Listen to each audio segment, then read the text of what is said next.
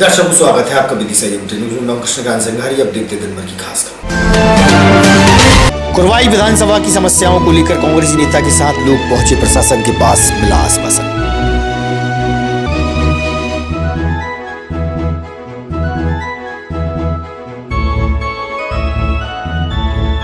बदलते मौसम के मिजाज से परेशान किसानों के माथे पर आई चिंता की लकीरें।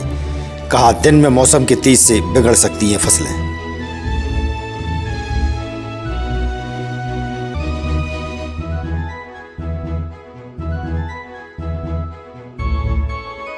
और बड़ी संख्या में आदिवासियों के साथ किसान कांग्रेस के नेता पहुंचे जिला मुख्यालय।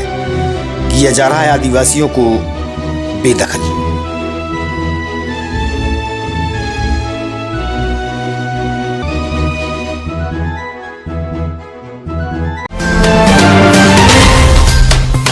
अब खबर विस्तार से। कुशाभाऊ ठाकरे खेल परिसर में 28 दिसंबर से 53वीं कनारा क्रिकेट प्रतियोगिता का आयोजन प्रारंभ हो रहा है। देश के कई राज्यों की टीमें क्रिकेट प्रतियोगिता में भाग लेंगी। कनारा क्रिकेट क्लब के जिम्मेदार ने दी जानकारी।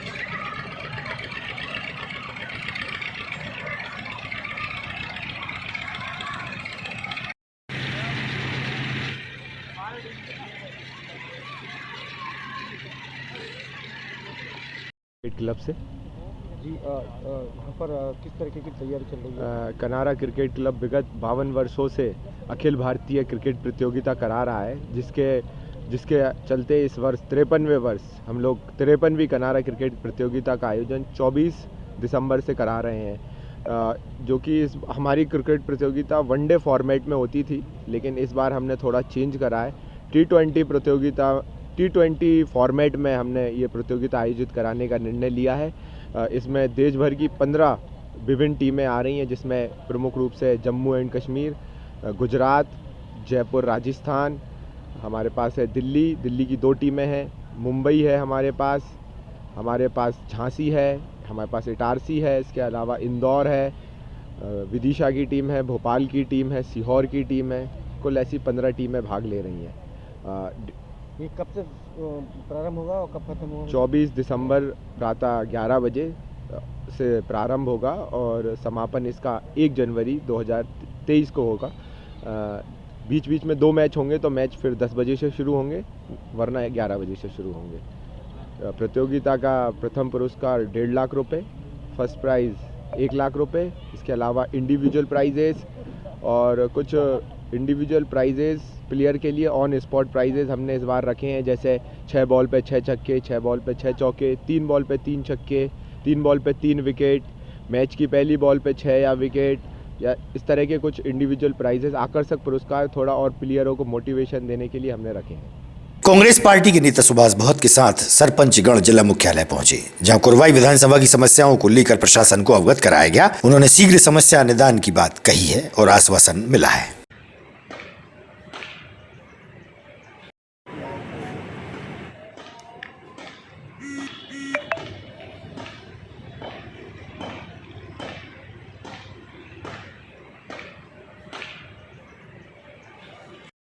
कांग्रेस पार्टी का प्रदेश महामंत्री हूँ। आज हम कलेक्टर साहब से मिलने, एसपी साहब से मिलने हमारे साथियों सहित यहाँ आए हैं।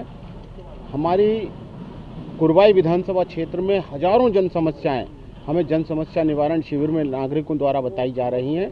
हम लगातार गांव-गांव जाकर गांधी चौपाल लगाकर जन समस्या निवारण शिविर लगा रहे हैं, लेकिन समस्याओं को हम कलेक्टर महोदय, एसपी महोदय, एसडीएम, तहसीलदार सभी को लगातार दे रहे हैं और गांव-गांव जनपद के अधिकारियों को हम दे रहे हैं, लेकिन समस्याओं का हल नहीं हो पा रहा है। हमारे SC ST के लोगों पर भी अत्याचार हो रहा है, गांव में विकास कार्य नहीं हो पा रहे हैं, हैंडपंप नहीं लग रहे हैं, राशन कार्ड की हालत बद से बदतर है, लोगों को पेंशन नहीं मिल पा रही है।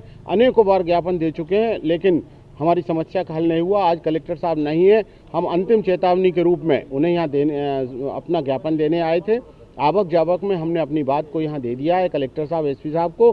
फिर भी अगर समस्या का हल नहीं हुआ तो हम हर तहसील में जाकर एसडीएम कार्यालय के बाहर अनशन करेंगे। मिशन कुरवाई 2023 में क्या आपकी रणनीति है? देखिए, मिशन कुरवाई का आशय ये है कि कुरवाई कांग्रेस जीते, इसके लिए हमारा प्रयास है। इसके लिए माननीय कमलनाथ जी ने हमें निर्देशित किया है कि हम गांव-गांव जाकर समस्याओं का हल कराने का प्रयास करें, नागरिकों से मिलें और कांग्रेस की नीति रीति से जनता को अवगत कराएं और बताएं कि 15 महीने में कमलनाथ जी ने 1000 गौशालाएं बनाने का जो निर्देश दिया था, 27 लाख किसानों का करोड़ों अरबों रुपया उनका माफ़ किया था, 2 लाख तक पे हम पहुंच ही रहे थे कि हमारी सरकार को छल कपट से गिरा दिया गया। समझ में कल कमलनाथ जी जो पूर्व मुख्यमंत्री थे कल आए थे, क्या सौगात दे रहे हैं? क्या देखिए, सिरोंज के लिए कमलनाथ जी ने जो घोषणाएं की हैं, उन्हें दरी बनाने का हब बनाना है। सिरोंज बहुत बड़ा व्यापारिक केंद्र था, सिरोंज जिला बनाने की मांग भी की जा रही है। माननीय कमलनाथ जी ने कहा है कि सिरोंज जिला बनाने की बात को भी हम गंभीरता से लेंगे, समय आने पर इसके लिए सार्थक निर्णय करेंगे और औद्योगिक नगरी के रूप में जो सिरोंज पहले थी उसको फिर से बनाने का प्रयास करेंगे। विदिशा कृषि प्रधान जिला है, जहां कृषि पर अधिकांश लोग निर्भर हैं। वहीं बदलते मौसम के मिजाज के कारण किसानों के माथे पर चिंता की लकीरें उभर रही हैं। उन्होंने कहा कि दिन में सूर्य का तेज बरकरार है, जिससे फसलें बर्बाद हो सकती हैं। सुनिए आप किसान का क्या कहना है। मैं नटरेन तहसील के पास गाँव नक्तरा, वहाँ का किसान हूँ। अभी वर्तमान में एकदम मौसम गर्मी पर है और देखा जा रहा है कि फसल खेतों में खड़ी है। जैसे में अगर फसलों को क्या दिक्कत हो सकती है? अभी जो गर्मी पड़ रही है ना, उसकी वजह से फसलों में सरसों है और मसूर है, उसमें महू आ गई। गर्मी की वजह से रोग व्याधियाँ बढ़ रही हैं। और गेहूँ जो अभी फसल अभी उगी है, तो उसमें भी क्या है, जो सुबह ओस आती है वो ओस नहीं आ रही है। ये ऐसा कहते हैं गांव के हमारे बुजुर्ग लोग कि फूस में तो फुसकार ही बहुत होती थी, जबकि वो फुसकार कहीं से कहीं तक दिख ही नहीं रही है। फसलें ग्रोथ नहीं कर पा रही हैं, उठ नहीं रही हैं फसल, और बहुत जो होना चाहिए था इस महीने में फसल को लपक के बढ़ना था, वो नहीं बढ़ पा रही है। बहुत में जो तापमान बढ़ रहा है तो फसलों को कितना नुकसान होगा? बहुत नुकसान होगा। देखो, फसल मौसम से ही होती है, आप कितना ही खाद दे दो, कितना ही बीज दे दो, मौसम अनुकूल नहीं है तो कोई भी फसल ग्रोथ नहीं करती है। ये पहले कभी ऐसा मौसम नहीं, ऐसा हमने मेरी याददाश्त में तो कभी नहीं रहा, लेकिन इस महीने में कभी नहीं रहा। और इस महीने में तो 2-4 दिन कोहरा ही नहीं खुलता था, रास्ते कोहरा पड़ ही नहीं रहा, बिल्कुल कोहरा नहीं आ रहा है। सिरोंज तहसील ग्राम राजा केड़ी। क्या करते हैं आप? किसानी। तो जो अभी जो वर्तमान में मौसम में तापमान है, इससे क्या फसलों को क्या किस तरीके का नुकसान होने की संभावना है? फसलों को नुकसान हो रहा है, महू लग रही है फसलों में गर्मी की वजह से, और फसलें अच्छे ग्रोथ नहीं कर रही, ओस नहीं गिर रही, तो इस कारण फसलों को बहुत नुकसान है। तो ये तापमान दिख रहा है, पहली बार देख रहे हैं? पहली बार देख रहे हैं ऐसे मौसम में, पहली बार जो सर्दी नहीं पड़ रही। सर्दी पड़ेगी तो फसलें भरेंगी, अच्छी हरी भरी होंगी। पानी दे लो, कुछ भी नहीं हो रहा। खाद दे जितना चाह दे रहो, मगर कुछ मौसम के हिसाब से ही फसल में बदलाव आता है। आधुनिक जमाने में लोगों ने कितनी भी तरक्की कर ली हो, लेकिन रसोई गैस घर में होने के बावजूद भी लोग अपनी पुरानी पद्धति यानी मिट्टी के बने चूल्हों को ही इस्तेमाल कर रहे हैं। लोग आज भी चूल्हे चक्की मिट्टी के उपयोग कर रहे हैं। इस संबंध में एक परिवार से हुई चर्चा, जो कि मिट्टी के बनाए हुए चूल्हे और चकिया निर्मित करते हैं, तो उन्होंने बताया कि आज भी मिट्टी से बने चूल्हों का उपयोग लोगों द्वारा किया जाता है।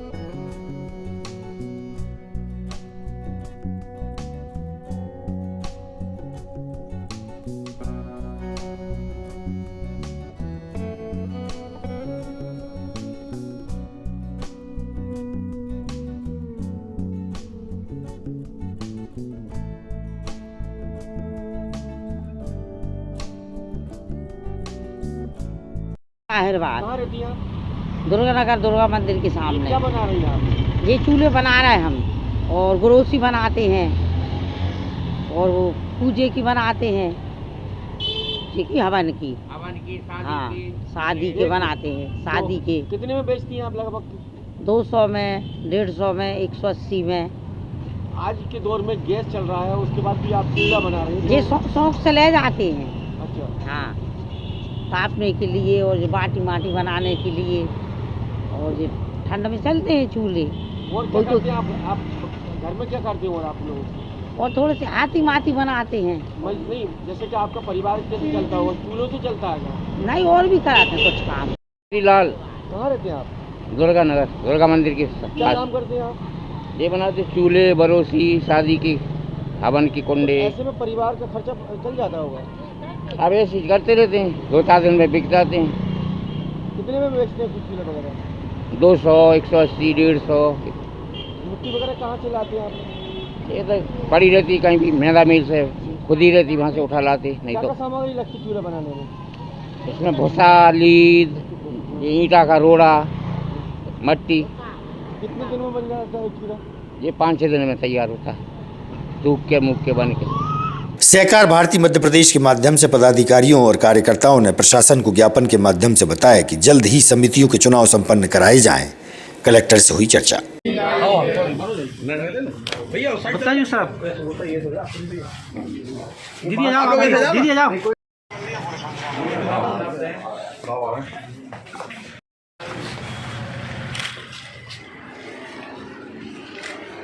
विधानसभा में विधेयक पारित हुआ है जिसमें सलाहकारों की नियुक्ति की जा रही है। सोसाइटी में सहकार भारती का सूचना है कि काफ़ी वर्षों से चुनाव। सहकार भारती किस संबंध में क्या सौंपा? सहकार भारती पूरे देश भर में सहकारिता क्षेत्र में काम करने वाली एक राष्ट्रवादी संगठन है और हम मध्य प्रदेश में निरंतर कई वर्षों से सहकारी संस्थाओं में जो निर्वाचन नहीं हो रहे हैं, लोकतंत्र की लगातार जो हत्या हो रही है, उसके विरोध में काफ़ी समय से हम लोग ज्ञापन वगैरह देते आ रहे हैं और हमारी निरंतर माननीय मुख्यमंत्री जी से और शासन से मांग रही है कि शीघ्र सहकारिता के चुनाव कराए जाएं। लेकिन कमोवेश 2013 से प्राथमिक सहकारी संस्थाओं के चुनाव नहीं हुए हैं। 2005 से राज्य स्तरीय सहकारी संस्थाओं में शासकीय प्रशासक बैठे हुए हैं और अभी भी लगभग पिछले 5-6 वर्षों से चाहे जिला सहकारी केंद्रीय बैंक हो, चाहे जिला सहकारी संघ हो या अन्य सहकारी संस्थाएं हों, सभी में शासकीय प्रशासक बैठे हुए हैं, जिसके कारण से जनता के द्वारा चुने हुए प्रतिनिधि वहां पर नहीं बैठ पा रहे हैं, जिससे जनता को काफ़ी असुविधा का सामना करना पड़ रहा है। इस परिप्रेक्ष्य में हमने पिछले वर्ष भी ज्ञापन दिया था, अभी बीच में एक बार पुनः स्मरण पत्र देकर ध्यान दिलाया था। प्रदेश स्तर पर भी हमारा वरिष्ठ नेतृत्व ने सहकारिता मंत्री और माननीय मुख्यमंत्री जी से भेंट करी थी।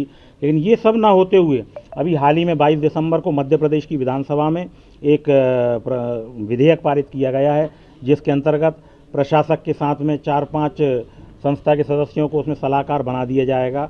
हमें विडंबना ये है कि जब सब कुछ है हमारे पास में, सदस्य सूची है और पूरी तैयारी है, फिर भी सहकारी संस्थाओं को निर्वाचन क्यों नहीं कराए जा रहे हैं। अभी हमने महामहिम राज्यपाल के नाम पे ये ज्ञापन दिया है। हम चाहते हैं कि ये जो विधेयक पारित हुआ है इस पे रोक लगाई जाना चाहिए और शीघ्र सहकारी संस्थाओं के चुनाव कराए जाना चाहिए। माननीय कलेक्टर महोदय ने हमें आश्वस्त किया है कि ये महामहिम राज्यपाल महोदय तक ये ज्ञापन पहुँचाएंगे।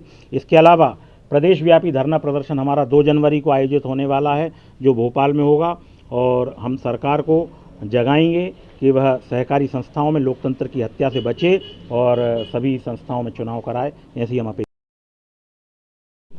ये कलेक्टर साहब को ज्ञापन सौंपा है कि सहकारी संस्थाओं के चुनाव होना चाहिए, इसमें कोई प्रशासक नहीं बैठना चाहिए। काफ़ी 13 साल से संस्थाओं में चुनाव नहीं हुए हैं, तो चुनाव कराए जाना चाहिए, इसलिए ये ज्ञापन सौंपा गया है। यदि इस पर कोई कार्रवाई नहीं होती तो 2 तारीख को राजधानी में धरना प्रदर्शन किया जाएगा। सुशासन सप्ताह के अंतर्गत शहर में कई कार्यक्रमों का आयोजन हो रहा है। वहीं सुशासन दिवस के चलते शपथ ग्रहण हुई। कलेक्टर उमाशंकर भार्गव ने दी जानकारी। नहीं, देखिए, आज सुशासन का जो सप्ताह है, जो माननीय प्रधानमंत्री ने का जो निर्देशानुसार हम मना रहे हैं 19 दिसंबर से 25 दिसंबर के बीच में, उसमें आज सभी जिलाधिकारियों ने शपथ ली थी। प्रत्येक दिन हम पूरे ज़िले में ग्राम पंचायतों में हर जगह कई तरह की एक्टिविटी हम कर रहे हैं सुशासन सप्ताह के रूप में, चाहे वो हमको प्रमाण पत्र बांटने हो, चाहे हमको अतिक्रमण हटाने हो, चाहे हमको अन्य काम करने हो, चाहे एक दिन समाधान में हमको शिकायतों का निराकरण करना हो, पेंडिंग जो लोगों के काम है वो निपटाना हो, ये हम प्रतिदिन हम एक गतिविधि हम कर रहे हैं। किसान कांग्रेस मोर्चा के जिलाध्यक्ष के साथ ग्राम बागरी के आदिवासी जिला मुख्यालय पहुंचे, जहां उन्होंने प्रशासन को दिए ज्ञापन के माध्यम से बताया कि उन्हें उक्त स्थान से बेदखल किया जा रहा है। बड़ी संख्या में पहुंचे आदिवासियों ने मांग की है कि उन्हें उसी स्थान पर रहने दिया जाए।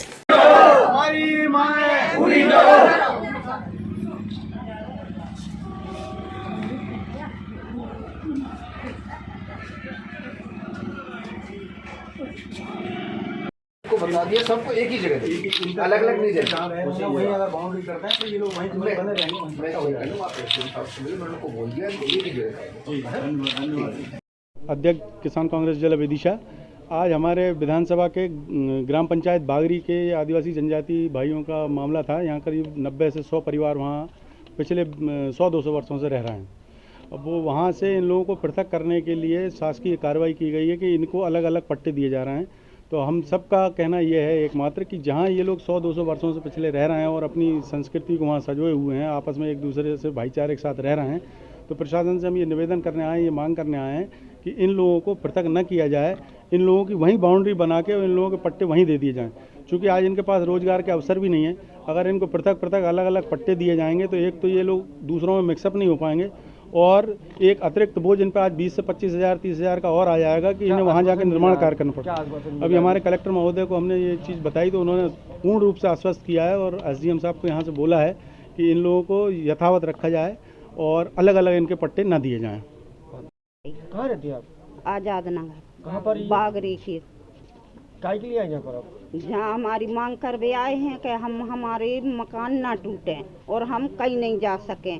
हम वही जगह पे हमें कुटी दी जाए और हम माता बाई है छोड़ के नहीं जा सकें। हम एक जाति एक जात में ही रहेंगे। हमारे घर कहीं ना जाएं, वहीं बने वहीं रहें, चाहे हम लड़ें चाहे मरें कटें, हम वहीं रहेंगे एक जगह ही पे।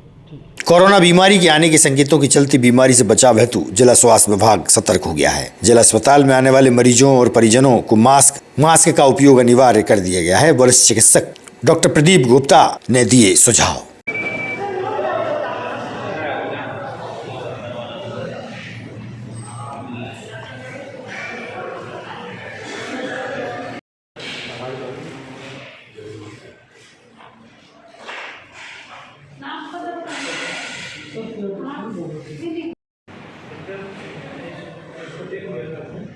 जैसे सबों को पता है कि इस समय दोबारा चीन में कोरोना का जो एक वेरिएंट है, नया वेरिएंट, वो देखने में मिला और अधिक संख्या में मिला है। वहाँ पर कई लोग बहुत ज़्यादा इफेक्टेड हो गए हैं। अब भारत सरकार ने भी इसके जागरूकता के लिए कदम उठाना शुरू कर दिया है और इवन मध्य प्रदेश सरकार ने भी इसका शुरू कर दिया है। ये गाइडलाइन नई आई है और इसमें ये कि इसका जो वेरिएंट है वो 5 से 7 दिन के अंदर इन्फेक्शन ले लेता है और फेफड़ों में पूरा इन्फेक्शन होता है। इसलिए इससे बचने के लिए सावधानी ये है कि सबों को अपने अपने जो टीके लगे हैं वैक्सीन वो पूरा करवाएं। दूसरा, भीड़ भाड़े इलाके में जाने से बचें, जाना पड़े तो मास्क लगा के जाएं। मास्क का उपयोग अभी बंद नहीं हुआ है। मास्क लोग जो लापरवाही से बाहर घूम रहे हैं और एक दूसरे के संपर्क में ज़्यादा आ रहे हैं तो उसको कम करें और ज़्यादा गैदरिंग ना गैदरिंग करें। और यदि किसी प्रकार का बुखार या सर्दी जुकाम होता है तो तुरंत एक सक्षम डॉक्टर से जाकर संपर्क करें, जिला चिकित्सालय में संपर्क करें, मेडिकल कॉलेज में संपर्क करें और अपने आप को इस नए वेरिएंट से जरूर बचाएं और सरकार को और पब्लिक को इसमें सहयोग करें। यादव है। बोलिए आप कहाँ पर आए आप? सरकारी अस्पताल। ये मास्क आप पुनः लगाने का क्या वजह है? डॉक्टर ने बोला है कि मास्क लगाना जरूरी है, मास्क लाइए। आज की खबरों को देते हैं ब्राह्मण, आप देखते रहिएगा विदिशा न्यूज़। अगर आप ये वीडियो फेसबुक पर देख रहे हैं तो लाइक जरूर करें और ज्यादा से ज्यादा शेयर करें। धन्यवाद।